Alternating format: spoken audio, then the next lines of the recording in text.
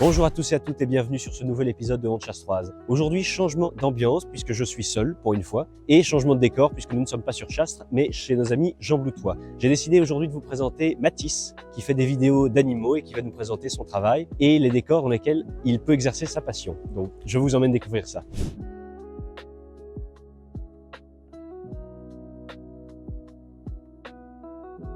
Bonjour Mathis. Bonjour, Alors, est-ce que tu saurais te présenter en quelques mots? je m'appelle Mathis Massard, je suis un photographe animalier et un amoureux de nature. Alors, je t'ai proposé de faire ce reportage pour tes nombreuses photos. Qu'est-ce qui t'a donné envie de photographier des animaux sauvages? Moi, ce que je voulais surtout, c'est de montrer aux gens que près de chez nous, on a encore de la faune sauvage et c'est surtout de la protéger en fait qui est important pour moi. C'est de montrer qu'on a encore des animaux et il n'y a pas besoin de faire des centaines de kilomètres pour voir les espèces qui sont tout près de chez nous. Ça fait combien d'années que tu fais ça? Là, ça fait vraiment 5 ans que je fais vraiment de la photo, un fond que j'adore, mais c'est depuis toujours que j'aime les animaux et la faune en fait. Et tu te souviens de la première photo dont tu es fier? Oui, la première photo que je suis vraiment fier, c'est un chevreuil que j'ai photographié en 2021, près d'une haie, surtout près des ronces. J'étais accroupi, j'ai eu la chance qu'il est arrivé devant moi. C'était un beau chevreuil, c'était impressionnant. Il m'a regardé pendant quelques minutes et puis il est reparti de son côté. Mais moi, ce que j'aime bien, c'est essayer d'être près des animaux sans les déranger vraiment. Préserver la nature. Ouais, c'est surtout ça. Le plus important pour moi, c'est faire la photo, mais ne pas déranger les animaux. C'est vraiment une des règles qu'un photographe doit se mettre. Est-ce que tu as appris tout seul? Pour mes clichés, j'ai appris seul. Des fois, j'ai fait avec quelques personnes qui m'ont montré comment faire des photos vraiment correctes. Je me suis beaucoup renseigné sur le secteur et j'ai cherché dans beaucoup de livres. J'ai appris sur le terrain quand même toutes les espèces, toute la faune qui est près de chez nous. Qu'est-ce que tu cherches à transmettre par tes photos? Surtout de la joie. Montrer aux générations futures qu'on peut voir encore ces animaux et de les protéger, c'est surtout ça. La biodiversité va mal en ces temps difficiles, surtout leur donner envie de protéger la nature. Combien de temps tu passes plus ou moins sur le terrain pour obtenir une bonne photo? Généralement, pour une bonne photo, c'est beaucoup d'heures de travail. Des fois, c'est des heures où je suis assis près d'un bosquet ou assis auprès d'une rivière. Mais c'est vraiment le plaisir de voir l'animal qui est devant soi et de faire la première photo. Ça, c'est quand même quelque chose qui est assez agréable. Et il t'arrive parfois de rentrer bredouille? Ah, ça régulièrement. Mais généralement, c'est pas courant parce que je vois toujours un autre animal qui me fait plaisir sur le chemin. Voilà. Comment est-ce que tu fais pour approcher les animaux sans les déranger? Généralement, je connais mes sujets. Je fais des affûts avec des branchages ou tenues de camouflage, comme celle-ci, qui me permet de casser la forme humaine et j'attends les heures avant qu'ils arrivent. J'essaie de laisser une distance raisonnable quand même parce que des animaux sauvages, c'est pas rien et il faut les laisser faire leur vie, ne pas trop les déranger. Et justement, le matériel que tu utilises, qu'est-ce que c'est? C'est un Canon avec un zoom,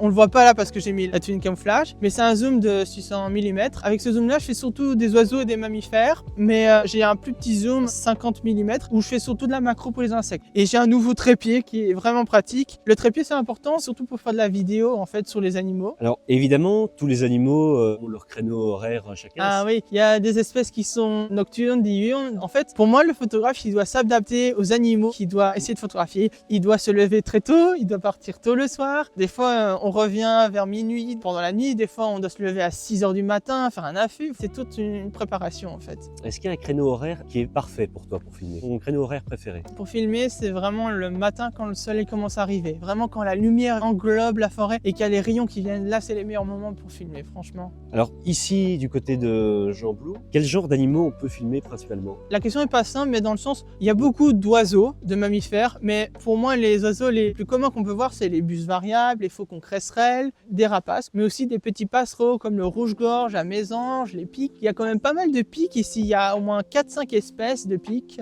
épêches, pics noirs, tout ça. Et c'est vraiment des espèces qui sont inféodées à la forêt et aux prairies. Mais sinon, si on va en forêt, c'est plutôt des espèces forestières qu'on peut voir. Et en campagne, c'est des espèces plutôt dans les champs. Mais en fait, Jean Blou est quand même pas mal vallonné. La faune est assez diversifiée. Et donc, il y a quand même assez d'espèces variées, des zones humides, des zones forestières. Mais il y a pas mal de micro-mammifères comme les mulots, les campagnols. Il y a aussi des rapaces nocturnes. Il y a les chouettes-ulottes, des hiboux moyen-ducs. Et il y a aussi le grand-duc d'Europe. Est-ce que tu as pu remarquer des changements depuis le temps que tu fais ce... Depuis, oui, on voit qu'il y a des espèces qui ne sont pas courantes. Il y a des oiseaux, par exemple, qui n'ont jamais été observés, qui commencent à remonter. Il y a l'élagnon blanc, c'est un petit faucon avec les yeux rouges et de couleur blanche et gris, qui remonte de plus en plus en Belgique. Les changements, c'est aussi par rapport au niveau des espèces. Il y a quelque quelques années. Dans ce bois ici justement, il y avait un mâle coucou gris et une femelle qui étaient dans le site et qui étaient plus en haut dans une sapinière qui parasitait un nid de roitelet huppé. Sauf que le garde forestier a rasé cette sapinière et le coucou est revenu l'année dernière sans trouver un endroit où nicher en fait, parce que les espèces sont inféodées à ce milieu. Mais le coucou a été obligé à changer d'endroit et donc il n'est plus dans le secteur à ce que je sache. Les changements, il y a des essences d'arbres qu'on voit beaucoup moins. Il y a les chênes, ils ont beaucoup plus difficile à reprendre avec le changement climatique. Mais sinon, la biodiversité en général dans le milieu forestier est stable. Dans les campagnes, c'est autre chose. Les champs, ça devient des endroits stériles, des déserts carrément pour la faune. Sinon, il y a des petites victoires comme la cigogne noire qui revient plus en plus. J'ai vu un couple et j'espère qu'il va nicher récemment, mais il y a des changements, c'est sûr.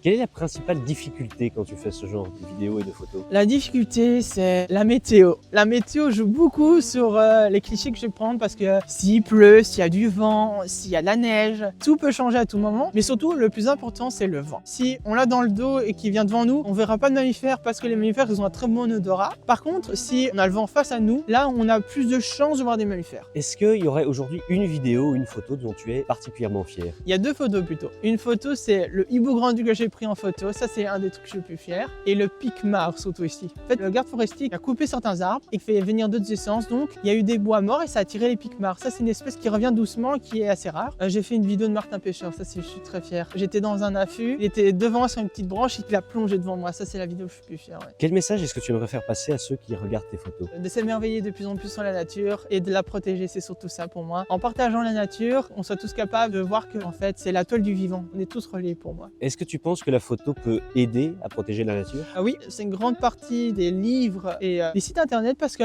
la photo permet à reconnaître l'espèce. Si on se basait seulement sur les dessins des gens, on serait pas trop sûr. Les photos permettent d'identifier des espèces et de découvrir de nouvelles espèces. Par exemple, ça c'est un exemple flagrant, tout ce qui est mammifères marins, on prend des photos de leur nageoire pectorale ou de leur dos et grâce à cette photo, on sait reconnaître l'individu même s'il y a des années de cela. Est-ce que tu as des projets ou des rêves liés à la photo? J'aimerais bien faire un film sur le hibou grand-duc et sur la faune en général. Un film qui parlerait sur l'oiseau en lui-même, mais qui influence sur toute la biodiversité qui l'entoure en fait. Et aussi d'autres projets, ce serait d'aller dans d'autres pays pour voir d'autres nouvelles espèces parce que j'avoue, j'ai un petit côté collectionneur. De voir de nouvelles espèces, ça me fait plaisir de rajouter dans ma liste. Voilà. Merci beaucoup d'avoir répondu aux questions, Mathis. Merci. Merci en tout cas, Mathis, de nous avoir présenté ce magnifique endroit et ta passion. Merci beaucoup, c'était avec un grand plaisir de pouvoir présenter ma passion, de partager, c'est vraiment génial. Merci beaucoup à vous. On espère que des gens pourront s'intéresser à ton travail grâce à ça. Merci. Tu nous enverras Les photos et les vidéos. Les photos et les vidéos et le lien vers ton Instagram